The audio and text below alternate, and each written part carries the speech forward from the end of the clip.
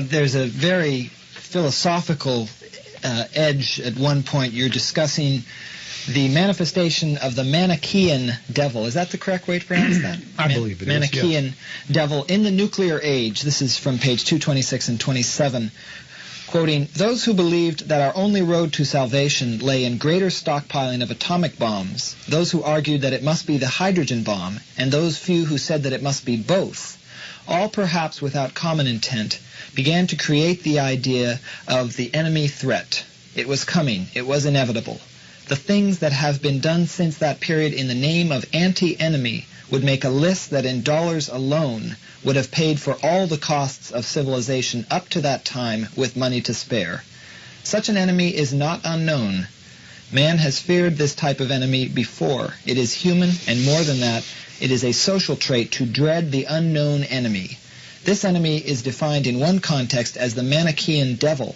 Norbert Wiener says, quote, "The Manichaean devil is an opponent, like any other opponent, who is determined on victory and will use any trick of craftiness or dissimulation to obtain this victory. In particular, he will keep his policy of confusion secret, and if we show any signs of beginning to discover his policy, he will change it in order to keep us in the dark," unquote. The great truth about this type of enemy is that he is stronger when he is imagined and feared than when he is real. One of man's greatest sources of fear is lack of information. To live effectively, one must have adequate information. It was in this great conflict that the National Security Act of 1947 was brewed, and man's demand for information pervaded and surmounted almost every other move he made. Thus a great machine was created. All of the resources of this country were poured into a single Department of Defense, defense against the great Manichaean devil which was looming up over the steppes of Russia, with the formula of the atomic bomb in the one hand and the policy of world communism in the other.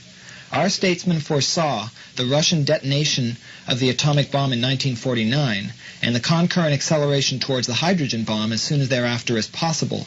So they created the Atomic Energy Commission in January of 1947 and then the Defense Department in September of 1947 and gave both of them the eyes and ears of the CIA to provide the essential information that at that time was really the paramount and highest priority.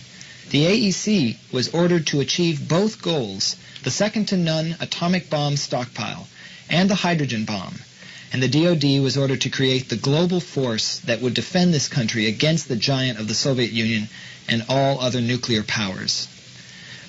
Discuss the significance of, quote, the transfer in January 1947 of the great nuclear weapon technology to the Atomic Energy Commission. Well, we'll start with that final question because it's an important one. The atom bomb, as you know, was developed under the Manhattan Project, which was part of the Army during the war. It was obvious that at the end of the war, there would have to be a continuing development with atomic weapons, fission weapons, that there would also probably be peacetime use of these weapons, that the ability to manufacture these rare materials, plutonium and the like, for the weapons was an enormous facility and would have to be run by someone. And yet, it was inadvisable to keep that in the Army. It was felt this should be under national control, more or less like for coordination, almost like the CIA to coordinate all this. Mm-hmm. So they moved this business of the nuclear weapons into the Atomic Committee, AEC. Energy Commission. Yeah, and they continued the development of the fission weapon, which is, at the time they were dropped at Hiroshima and Nagasaki, there were two different types and more or less competing with each other for perfection. So there was a lot of research still to do, and finally they got the atom bomb from a monster that you could put one in a B-29 down to where you could carry it around the back of a Volkswagen. You know, they improved it and enlarged it also. And in due time created the hydrogen bomb, which now can be any size you want. You can make a hydrogen bomb that's about as big as you want. So this was put under the Atomic Energy Commission, as well as the development of nuclear power and to a degree space materials and so on. That was a practical matter. The other side of this thing, the Manichaean devil, is just another way of talking about the Cold War. Yeah. You can't get Congress to appropriate money for an enormous war organization unless you can show a reason for it. Huh. And so we had to create the reason. We had to create this devil, and we created communism. Even the Soviets don't understand the communism we think about. It goes so far beyond. And we saw it in every closet, every country. We divided the entire world up into us and them. So then we began to create a military establishment that could counter, we thought, every move made by anybody. Every time India went a little bit pro-communist, India became our enemy. Every time India went a little bit toward us, and they became our friends. Well, everybody was in that area. They were there were no neutrals. It was all us and them. Well, this has resulted in the expenditure of $6 trillion for armaments, most of which can never be used effectively. There is no way to use them effectively. Even in Vietnam, we dumped 2.5 times as much bombardment onto the ground in Vietnam as we did in all of World War II.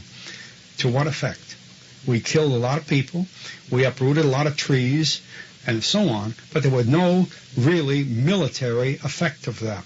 Well, that's the way the rest of our establishment is. They could have been hydrogen bombs. In fact, you know, we had nuclear weapons in Indochina. Fortunately, we didn't use them, but they were there.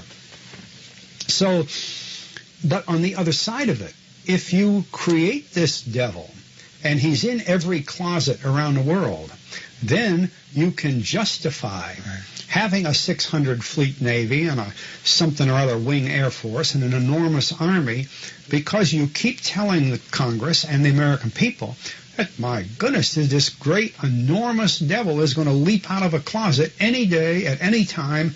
The war could start here or could start there, and we've got to be ready for the whole world. And that's how you spend the money. Even though you can't prove what you're going to do with the money, you spend it. You see, the devil scares you so bad that you don't think anymore. You just, even the Strategic Defense Initiative, this thing that was going to cost billions and billions, now we spend for a B-2 bomber, which is supposed to be stealthy. And they claim that radar cannot find that bomber as it approaches.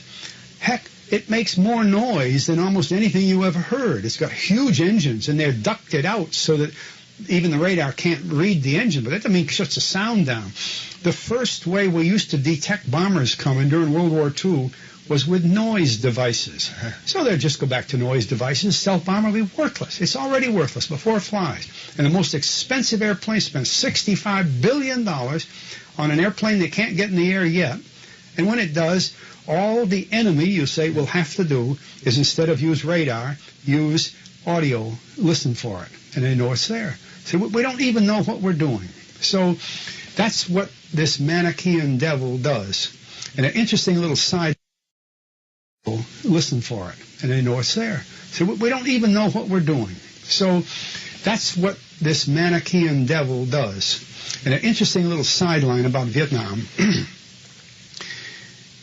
The Vietnam escalation modestly began in the Kennedy era. And Kennedy was said to have around him the Irish Mafia.